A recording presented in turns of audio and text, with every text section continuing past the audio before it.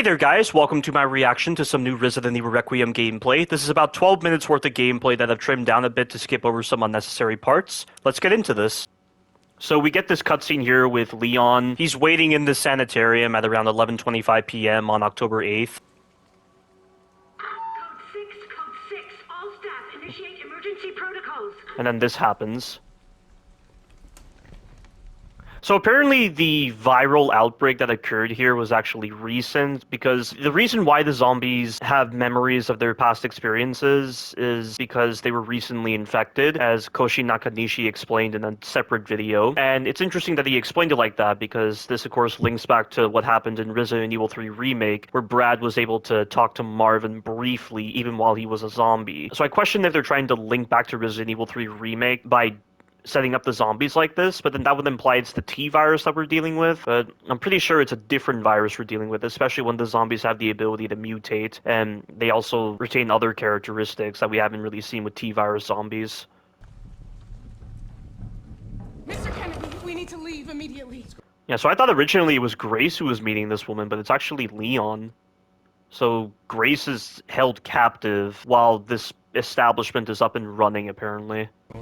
I don't know what's happening, some kind of mass hysteria. Would a professional really say mass hysteria event? That just seems kind of odd for her to say. Mass hysteria is something the layman would say, not a professional like her. The hospital is on lockdown.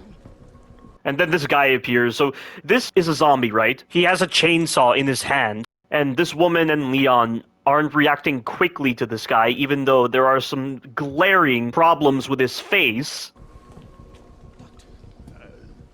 Come on, you're supposed to be running away or being scared or something. Why does this not unsettle you? It doesn't make any sense. Like, look at this guy! This is exactly what happened in Resident Evil 4 Remake, where Leon wasn't unsettled by the first villager, despite the fact that he was seeing some dark iconography and weird symbols as he was getting to and entering the villager's house. And then when he finally meets the villager appears like a ghost somehow. He has red eyes and no real expression on his face, and he also behaves weirdly by walking away from Leon and chanting to himself. And Leon is just like, sorry to barge in like this. And I see something similar is happening here, because Leon isn't reacting fast enough. And there are multiple moments like that in Resident Evil 4 Remake where Leon doesn't react fast enough. Like when he first confronted Torres Mendez and he's like, who are you? Stop right there. Which is something he shouldn't be saying if he encountered a whole mob of villagers back in the village siege. And then in chapter 2, he just like stood there shooting Mendez and didn't even try to dodge his kick. And then you had that other moment in chapter 6 where Leon stabs his knife into Mendez's arm and just awkwardly stares at him and Mendez throws him away. And then you have that moment in chapter 11 where Leon doesn't react fast enough to Krauser's attack, even though he was able to react very quickly to a crossbow bolt being fired to his face in chapter 9 when he was in that cage sequence. It doesn't make any sense at all. And then he lets Ada go multiple times in Resident Evil 4 Remake. Oh my god. Like, when I was just seeing this scene in Resident Evil Requiem, I was just getting flashbacks to those dumb moments in Resident Evil 4 Remake. And look, Leon doesn't even have his gun drawn. His gun is still holstered. He can see the guy is a literal zombie. He's holding a chainsaw, and he doesn't draw his weapon or anything. Like, there's nothing processed as weird for Leon at all. When someone is showing blood on their face, has a chainsaw in their hand, why does that not come across as a danger to him? It doesn't make any sense. He doesn't even try to get between this woman and the zombie to protect her. Just stands there like an idiot. Now he draws his gun. This is such stupid screenplay right now. Why the hell would they do this for the screenplay for Resident Evil Requiem? And this is taking place in the canon timeline, post-Resident Evil 6. And I know I received comments on my community feed where they were citing that moment in Resident Evil 6 where Leon and Helena were looking at the monitors and they saw those people holding up signs telling someone to help them, and they weren't reacting to the zombies, and Leon was just standing there doing nothing. But for one thing, those survivors were too far away, so there was no way for Leon to react quickly. And furthermore, he was probably hoping that they would react to the zombies or at least notice them and then start running away, but they didn't. And then that's when he decided to go in and save them, but it was too late, as Helena said. You can't extract that same level of weirdness from that scene compared to this scene in Resident Evil Requiem. And to add more insult to injury, Leon has to do a stupid one-liner after this. God, Leon is so dumb. He's standing there like a deer in headlights. He doesn't even try to shoot the guy after he killed this woman. He instead just kicks the chair to this guy. Why? And he really quips? He's really gonna do a stupid one-liner after that woman just died? How fucking cavalier and indifferent do you have to be to actually pull off a one-liner? That is such a contextually inappropriate moment for a one-liner. But at least now we get into the gameplay, so we've gotten past that stupid cutscene. So yeah, he just parries that chainsaw. We've already seen this kind of gameplay before. And then he gets past the zombie. I don't know where this zombie comes from. I don't know why she just appears out of nowhere. Something that I haven't discussed before is that it seems like you can't deflect grabs in this game as Leon. If that's the case, then it's probably going to be more spammy grab nonsense like in Resident Evil 4 Remake, where the enemies spam the one attack that you can't deflect, despite Resident Evil 4 Remake's marketing highlighting the importance of deflecting attacks. Yeah, so it's all gameplay we're very familiar with. And you see right there, that's an interesting dynamic animation. So whenever Leon takes damage from a grab and then you immediately aim your gun, he fires the gun one-handed before he actually resumes holding the gun two-handed, which is a nice little detail. But there's the wall pin. I'm not really sure what dictates whether Leon simply does the wall pin and then resumes control, or where he immediately kills the zombie after the wall pin. It's a bit confusing with how it works.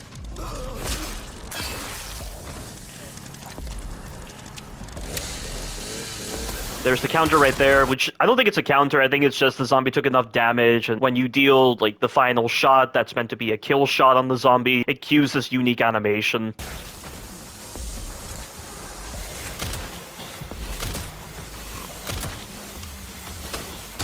Again, that context-sensitive detection is really good. Their sides are to the wall, but Leon prioritized doing this animation instead of doing like a kick. So to improve that range on the detection is nice.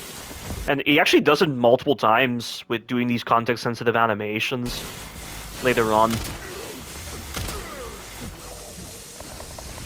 So this right here, GameSpot commented on this, but after you kill a zombie that has a chainsaw, or you drop the chainsaw will still spin on the ground, and it can actually damage you and the zombies. And apparently the zombies can also pick up the chainsaw and use it against you. So that's something you gotta bear in mind whenever there's a chainsaw on the ground. It's not just you that can pick it up, it's also the zombies.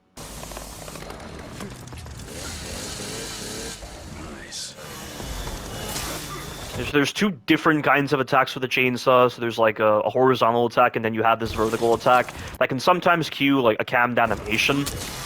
And that right there was unfortunate. So the zombie damaged him during the startup frames. And I don't know if that was actually supposed to be a grab animation, but because of the fact that Leon went into the attack animation, instead of doing a grab, it just did damage to him instead. So then you have this move right here with the vertical strike that cues his cammed animation, then he kicks it away, and now the chainsaw's going to be spinning on the ground. And Leon was just damaged, so that's why he's holding his pistol one-handed. But see, right here, he's actually doing the kill animation instead of simply kicking the zombie into the wall, and he just resumes control.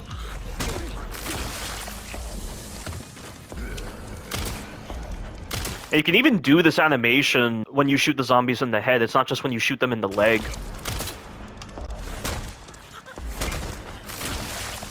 Like, see, in those kind of situations, what if they're like multiple zombies? What if you want to do like a crowd control kick and you end up doing this animation? You know, I discussed this before in the previous reaction I did.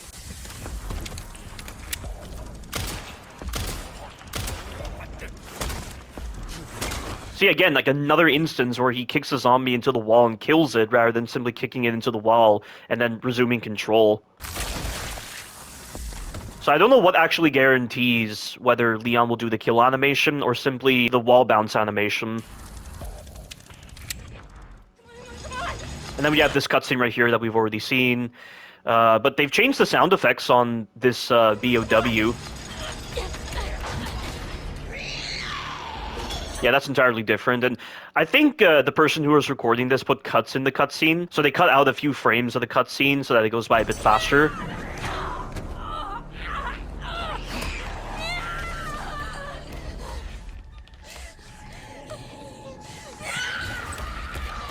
And then Leon appears, saves Grace from this BOW. Hey, over here.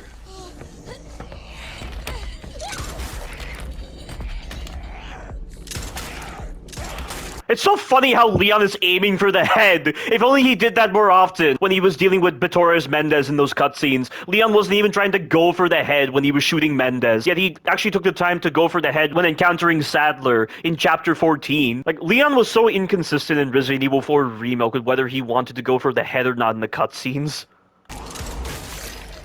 And look at that gore right there. That's Resident Evil 2 Remake style gore right there, with the way the head is just disassembled with the body parts. It's like that one moment in Resident Evil 2 Remake where you know how you hear the radio and it's like, this is 73 Bird, and you can inspect that one body and you see the gore, you see the way his jaw is dislocated. That was really cool. And that kind of gore was missing in Resident Evil 3 Remake and Resident Evil Village and Resident Evil 4 Remake, but they brought it back, which is interesting. So I don't think this VOW is dead. I think it's in the middle of regenerating, because, like, assuming it's the same virus between the zombies and this enemy, it's likely this enemy will mutate. And also, you see the eyeballs? You know, there are actually some BOWs that have very similar blue eyeballs with no sort of pupils. I question if that's part of the mutation process, where you know that this zombie's gone through a mutation process because it has those weird eyeballs that are just blue and there's no pupils. Because you see, like, a bloated zombie later on that also has these same eyeballs.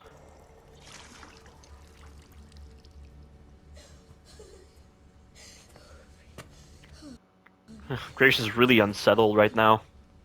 You okay? Yeah. And her introverted side is really showing. Like, I really noticed throughout this entire exchange that she doesn't maintain eye contact with Leon, and she stutters a lot. Like, she speaks very awkwardly. You know, that is a case with introverted individuals or anyone who's socially awkward, because, like, in the moment, in these kind of heated situations, and it varies depending on the stress you're experiencing, speech can kind of break down, or, like, they don't maintain eye contact. So it's interesting that they're touching upon that little detail with Grace's introverted nature. Thanks. Although she was maintaining eye contact with Dempsey in that reveal trailer for Resident Evil Requiem, her boss for the FBI. Leon Kennedy, DSO. Why was she startled just then? Leon Kennedy, See, like, why does she get startled? I don't understand. DSO. And then, like, why does he have to hold his hand out like that? Like, was she just somehow afraid of him in that moment? Like, that's really confusing for the screenplay. I don't get that. I can understand Leon doing this if Leon shocked her by just appearing out of nowhere, and then he has to hold his hand up and reassure her that he's an ally, but in that moment, I don't really understand. It's pretty odd. Kennedy, DSO. CSO.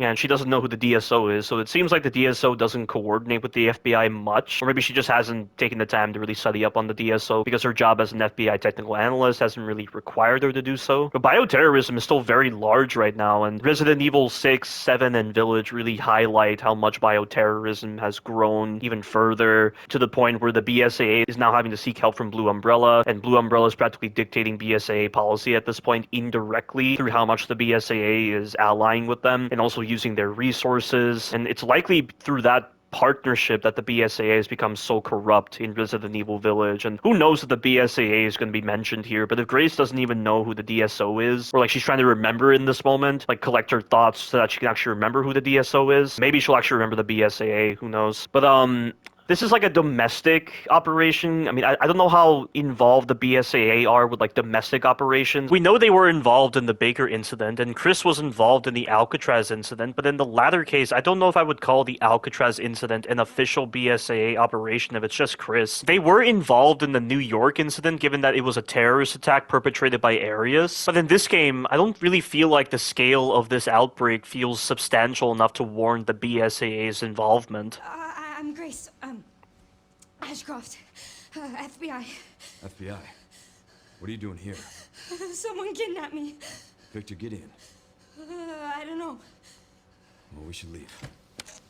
Yeah, so there's Victor Gideon's perspective. He's wearing some snake on his thumb, it looks like. I only just now noticed that. It reminds me of the sacred snakes from Resident Evil The Dark Side Chronicles with Operation Javier. Obviously, that's not related, but why he's wearing a snake on his thumb is unclear. And I'm guessing the reason why we see the night vision is because we know Victor Gideon wears those goggles. Why he needs to wear them, I'm not sure. It's possibly because he has like the same eye problem as the other zombies that are mutated with those blue eyes, or maybe there's something like that from the virus he's infected himself with, or maybe it's through some accidental contamination that he was infected with this virus, and so he has to wear these kind of goggles. And how was he even in this part of the building? Like, where did he actually come from? Because we've seen the layout of the hallways that Grace was in before she got on the other side of this gate. There wasn't really a way for Victor to be around. There were no, like, locked doors, I'm pretty sure. So how is he right there? It's confusing.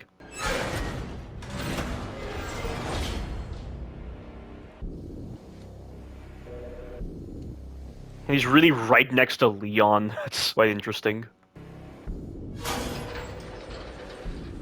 What does Victor want with you? What? Grace. What do you He mean? grabbed you for a reason. And that reason is likely related to Elpis, as was indicated in the trailers. Because of you, Elpis can finally be unleashed, and he was doing something with Grace's blood. But then Koshi Nakanishi said that Elpis is actually related to Leon, and, you know, another leak that I looked at said that Elpis was related to secret groups, related to, I think it was like the Raccoon City incident or the US government. I'm not really sure. I'd have to look back at the leak for that. But I'm not even sure if that trailer was honest when it made it seem like Grace was related to Elpis. It could have been a spliced quote. Like maybe he was saying something else, but they spliced in that little bit about Elpis being unleashed to fool the player, because trailers do that. Wait, you're DSO.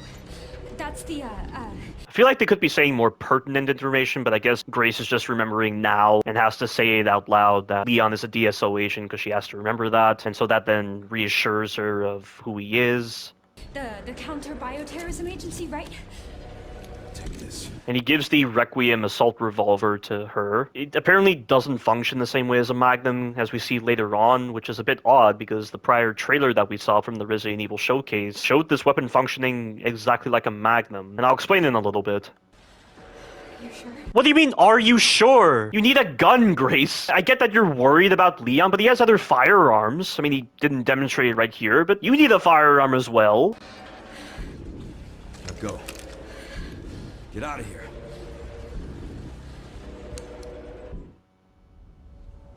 And then we see here it's October 8th. They don't show a year for some reason, so I don't know if this game takes place in 2026 or 2028. There's been a lot of inconsistencies regarding the years. I'll be fine.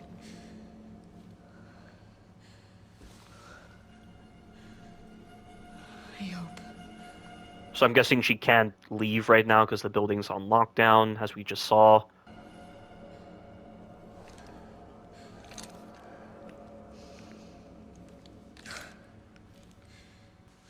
Alright, so I've skipped here. So we have some door here that needs a key, and then we see the Requiem. So this is a DSO-issued large assault revolver that uses 12.7 by 55 millimeter rounds. I'm surprised we don't see like the Sentinel-9 or like an SG pistol, because the most recent Resident Evil Survive magazine talked about the Sentinel-9 being a custom issue for DSO agents, but that was back in 2021. So maybe they've changed their firearms or something. And then we see this cook zombie here, this butcher. So this is where this weapon is not going to function like a Magnum. It's going to function like a typical revolver, which is why it's called an assault revolver. And one of my subscribers actually answered my question as to whether there's an assault revolver in real life, and he said that's not the case. And he also said that it's a bit odd for this kind of Russian weapon. I mean, he was right that this was a Russian pistol, or like a Russian assault revolver, but he did find it a bit odd that it was just here, because the developers love putting all these weird weapons in.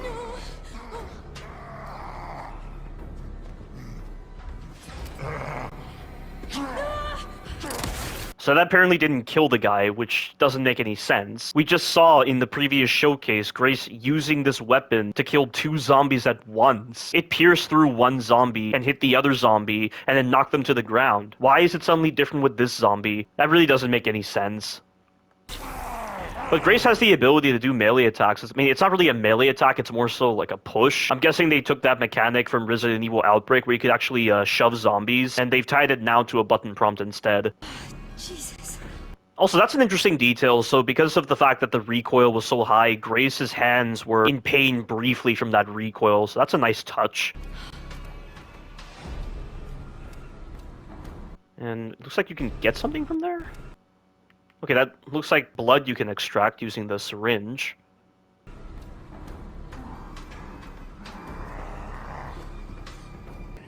And then we have this moment right here where Grace is going to use the conditioned behavior of this zombie to turn off lights to sneak past the zombie. So he's going to come all the way over here and he's going to turn off the light. And I don't know how he doesn't see Grace right here. I'm guessing if you're not in his way, he won't notice you or something. I don't really know how it works. So he turns off the light here and you can get past him. We already saw this shot before in the showcase. But then we move on, and then Grace enters this room here. You have a bunch of zombies eating corpses, and you also hear a shrieker, because there's some kind of shrieking zombie that appears in this game. It's a female. I find it a bit odd that the zombie even has the ability to shriek, but I'll talk about that later.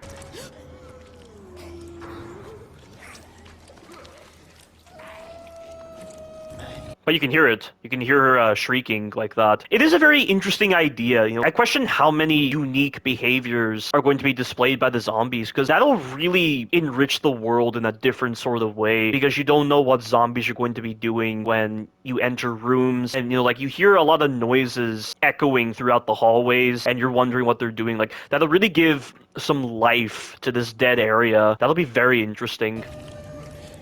But there's a pistol on the ground here. It's a B934, a straight blowback handgun. This basic interwar design prioritizes durability over firepower, which I don't understand the wording on. What does durability have to do with firing a pistol? And they give a brief history lesson, because this is apparently an Italian pistol. So I'm guessing Victor Gideon was a collector of different firearms, which is why you see an Italian pistol here. But of course, Leon had that Russian assault revolver called the Requiem. I wonder why he even has that, as one of my subscribers would say. And apparently an American version was also released, and it's apparently a self-defense weapon. So this guy comes out. I don't know if he actually noticed Grace, because the music isn't ramping up.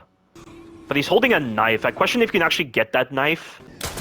And then we have some gameplay here. This guy decided to enter combat for some bizarre reason, and he does a terrible job at shooting the head. So these zombies aren't flinching as much from the bullets for some bizarre reason, yet they were flinching from Leon's shots, which is confusing. Okay, and the zombies have the ability to throw projectiles, just like in Resident Evil 6.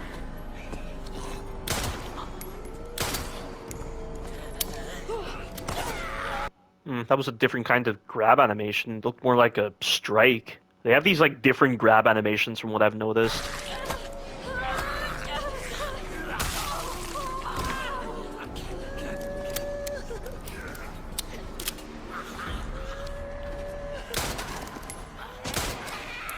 Yeah, this guy really struggles with shooting the zombies. Yeah, but she's not flinching very well. So that's one grab animation. It's like a close-range grab animation. And I have no idea why the zombie has the ability to scream like that. At least with the Shriekers in Resident Evil 6, they had to fill up an air sac on their throat, and then they would actually scream. There's no logic to why the zombie has the ability to shriek like this.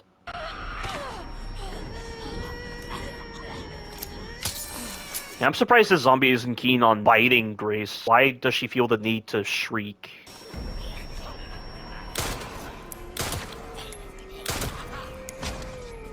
That guy goes down.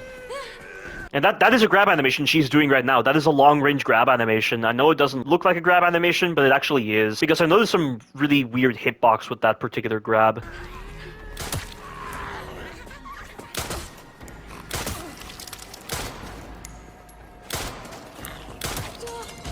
There's the long-range grab she's doing right now, and look at the distance she grabs Grace from. Look at that. You see that? That was like a straight-up teleport right there. She didn't even do any kind of attack animation after that little stroll she did. She just immediately grabs Grace. From that kind of distance, it just looks like phantom range to me.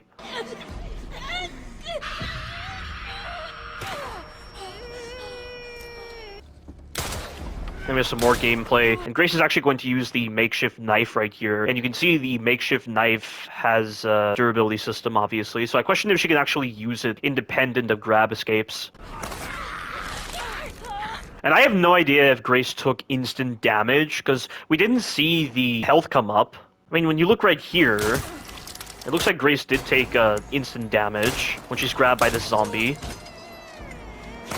Yeah, she did. So that is really dumb. I mean, I don't know if that only came up because of the fact that she didn't have a defense item, but here, like, you don't really see the heartbeat monitor come onto screen for some reason. I don't know if that's just because the damage was so little, it probably went from, like, dark green to olive green, and so the game didn't see the need to proc that olive green heart monitor, or it's that she has a defense item, so she is not going to be able to take damage until he actually starts biting her. That's just a bit confusing. But he's clearly biting her arm right now. And also, you see the bones coming from his dismembered arm? I like that little detail. But there is Grace actually stabbing this guy in the head compared to Leon and Claire from Resident Evil 2 Remake. Why it was so hard for them to stab a zombie in the head as a grab escape, I will never understand.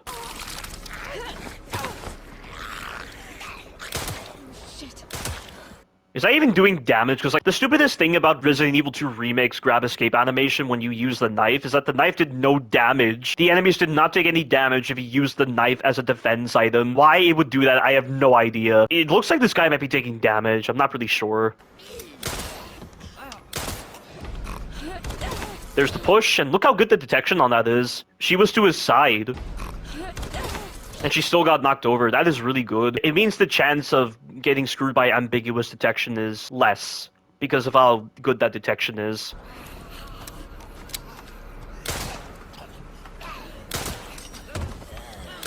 I'm not pretty sure if you can finish off the enemy on the ground after you push them like that. Like, can you finish them off with a hemolytic injector when you push them to the ground? But I think that's pointless because I think you can use the hemolytic injectors as a substitute to the melee attack.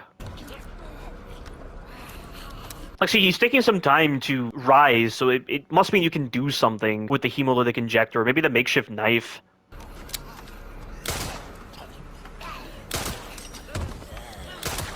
That'd be very interesting to see. But we then get this moment. There's a ID wristband on the ground, so they've taken that item from Resident Evil 2 Remake and brought it here. So I'm guessing that's supposed to be an indication that Umbrella is somehow involved because of this ID wristband.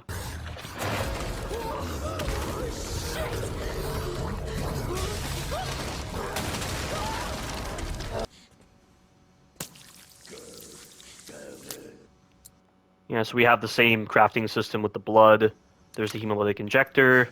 And you see right there, you have the option to use the hemolytic injector on a corpse because, as it says in the item description, the corpses have the ability to mutate if you don't use the hemolytic injector. But if that's the case, does that mean when Leon is killing zombies by dismembering their heads, are they still mutating? Or is it that when you take the head off the zombie, they can't mutate? I'm a bit confused by that. So, like, can you just use the shotgun, for instance, and shoot their head when they're on the ground to dismember it and they can't mutate? Because that would make logical sense. And here's the item box. And then we have this boss fight with this big guy.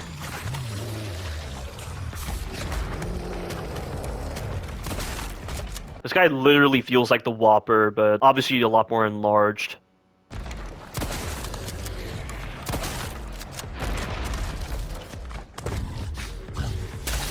So you have the ability to perform hatchet executions on this guy when he's stunned, just like with the El Gigante when he's stunned. People thought of the El Gigante boss fight when they were seeing this. Felt that one, huh? And this guy just, like, goes on all fours and is able to move a lot faster. Obviously, this guy was not expecting him to grab like that. But see, this guy has the same eyeball as well as that other BOW that Grace is being hassled by. So that almost indicates that this mutation is going to lead to these kind of eyeballs showing up.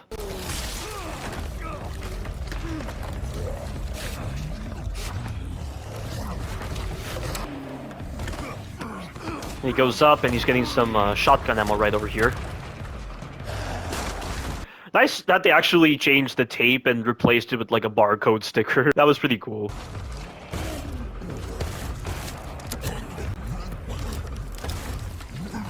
He knocks him off right here, and then he can do a aerial execution, just like with Torres Mendez from Resident Evil 4 Remake.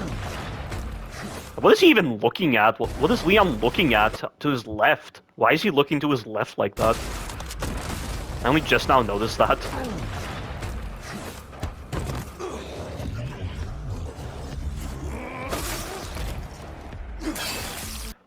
That's probably doing no damage, because I remember the knife executions with Torres Mendez hardly did any damage compared to just simply using your shotgun. And I have no idea how big this arena is, but that is pretty much it for the reaction right here. This is the end of the gameplay. It looks interesting. That's all I'll say at the moment. I mean, there were some confusing moments, like with the way Leon reacted to that zombie with the chainsaw before that zombie killed that woman. And it looked really stupid. But other than that, it looks very interesting, the gameplay. But we'll have to see how it actually plays when the game releases next month. That has been my reaction. Thank you all for watching, and you take care now.